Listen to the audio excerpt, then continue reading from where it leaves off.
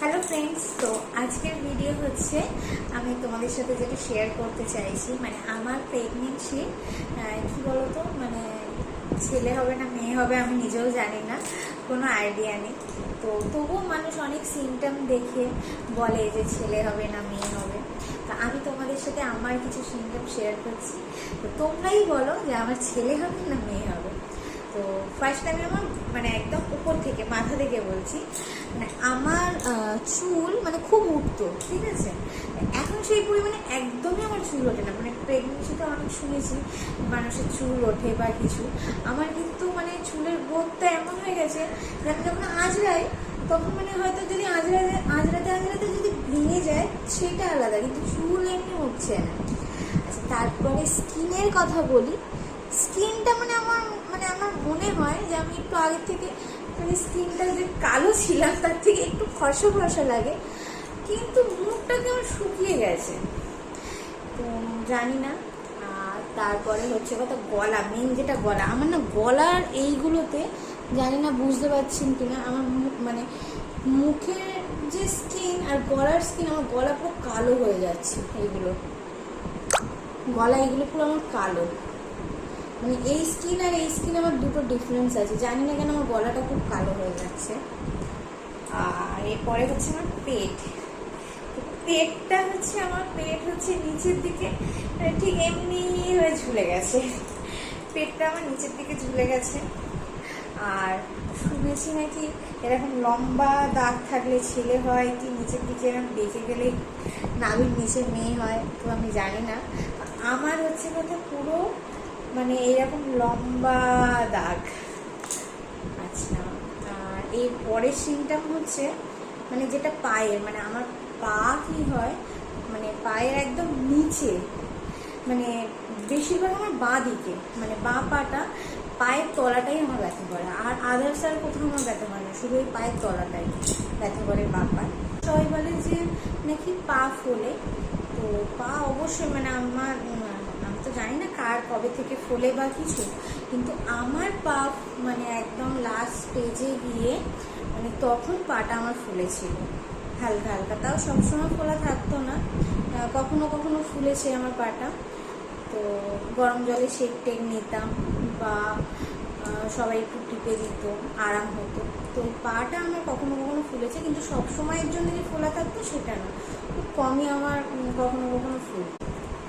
আর বেবির মুভমেন্ট যদি আমি বুঝি, তো আমার বেশিরভাগ মানে বেবির দুদিকেই নড়াচড়া করে, চারিদিকেই আমার নড়ে পেটে, কিন্তু বেশি আমার ডান দিকটাই আমি ফিল করি।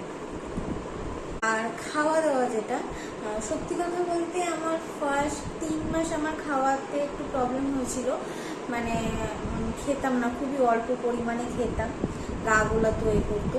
কিন্তু 3 মাসে মানে ঠিক 4 মাস থেকে আমার কোনো খাওয়ার দিকে কিছু প্রবলেম হয়নি, মানে এখনো পর্যন্ত মানে আমার কোনো খাওয়ার কোনো অসুবিধা নেই, মানে সবই আমি খেতে পারি।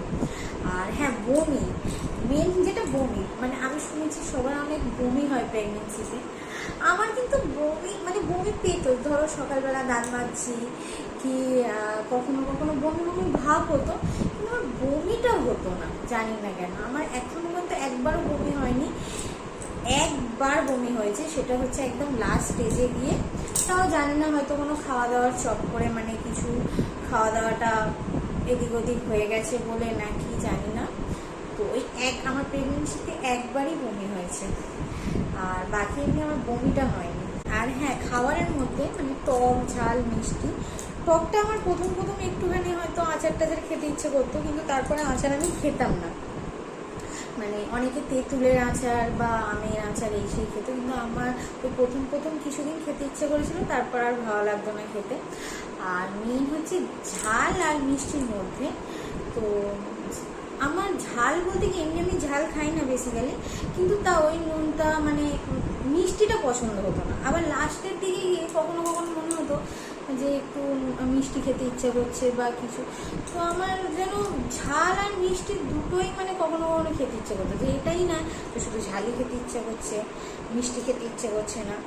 তো মিষ্টিটা লাস্টের দিকে গিয়ে আবার কখনো কখনো খেতে ইচ্ছে করতো, আর ঝালটা তো খেতামই, মানে মানে কখনো হয়তো চাউমিন খেতে ইচ্ছা করলো, কি বিরিয়ানি। আমি বাইরের খাবার সত্যি কথা বলতে খুবই কম খেয়েছি, মানে আমার প্রেগনেন্সিতে বাইরের খাবার আমি খেতামই না। কখনো কখনো ইচ্ছা হলে হাজব্যান্ডকে আমি বলতাম যে আজ 1 প্যাকেট বিরিয়ানি এনে দাও না, ফ্রাইড রাইস, চিলি চিকেন বা কিছু, বা ঘরে করে খেতাম। বাইরের খাবার আমি পুরোটাই অ্যাভয়েড করেছি। আর খাওয়ার দিকে তো জানিয়ে দিলাম যে খাবার দাবার আমার এরকমই ছিল। তো এবার তোমরাই বলো যে মানে আমার এইসব সিমটম দেখে কি হতে পারে, আমার ছেলে হবে না মেয়ে হবে। আর আমি যখন গুলুমুলু হয়ে গেছি, মানে এমনিতে তো আমি হেলদি, কিন্তু এখন যেন আরো বেশি মুটু হয়ে গেছে। তো চলো তোমরা বলো, আমাকে কমেন্ট করে জানিও যে আমার ছেলে হবে না মেয়ে হবে। কিন্তু যেই আসুক সুস্থ আসুক, আমি এটাই কামনা করি ভগবানের কাছে। আর তোমরাও আমাকে অনেক আশীর্বাদ দিও। আর কি জানো তো, মানে আমি জানি না, আমার নিজের মনে হয় যে হয়তো আমার ছেলে হতে পারে। কারণ এটা কি জানি, আমার এক এক সময় ফিল হয় যে হয়তো আমাদের ঘরে আমাদের কোনো পাপা আসবে, পাপা সোনা। তো দেখা যাক কি হয়, আমার পাপা সোনা আসে না কে আসে।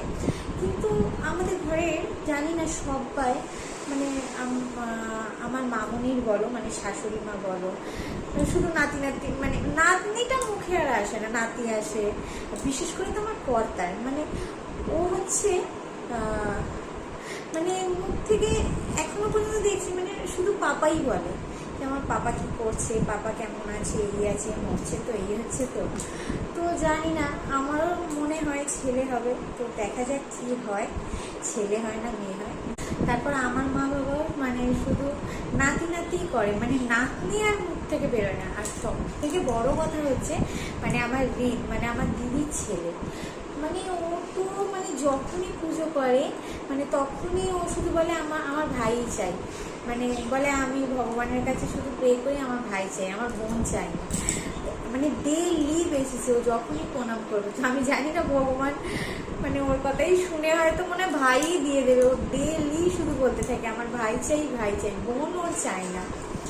তো জানি না কি হবে। কিন্তু আমার শ্বশুর মশাই মানে ওনার ওনার কিন্তু খুব মেয়ের ইচ্ছা, মানে উনি ওনার ইচ্ছা যাতে মেয়েই হয় আমাদের ঘরে। মানে সত্যি মেয়ের সংখ্যা প্রচুরই কম, কিন্তু মেয়ে হলে অবশ্যই সবাই খুশি হবে।